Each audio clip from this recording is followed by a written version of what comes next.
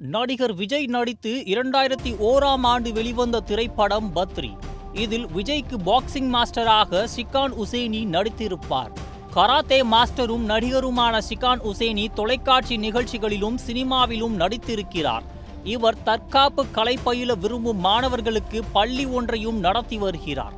தற்போது உசேனி இரத்த புற்றுநோயால் பாதிக்கப்பட்டிருக்கிறார்.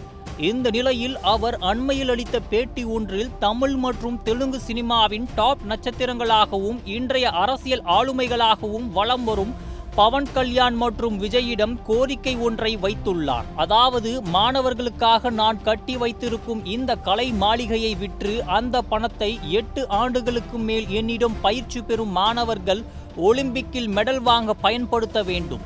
தெலுங்கு நடிகர் மற்றும் இன்றைய துணை முதல்வரான பவன் கல்யாண் என்னுடைய மாணவர்தான். 1.5 வருடம் என்னிடம் பயிற்சி எடுத்துக்கொண்டார். அவர் பெயர் கல்யாண் குமார். அவருக்கு பவன் என்று பெயர் வைத்ததே நான் தான்.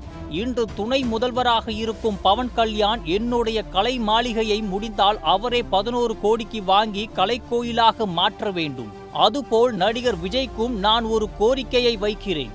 அவர் தமிழ்நாடு முழுவதும் வீட்டுக்கொரு வில்வித்தை வீரர் வீராங்கனையை உருவாக்க வேண்டும் என்று அந்த பேட்டியில் தனது ஆசையை கூறியிருக்கிறார். சினிமாவில் கிடைத்த பிரபலத்தை தாண்டி இன்று அரசியலில் களமிறங்கி கலக்கி வரும் இந்த 2 டாப் ஸ்டார்களும் தங்களது முன்னாள் ஆசிரியரின் வேண்டுகோளை ஏற்றுக்கொள்வார்களா என்று பொறுத்திருந்துதான் பார்க்க வேண்டும்.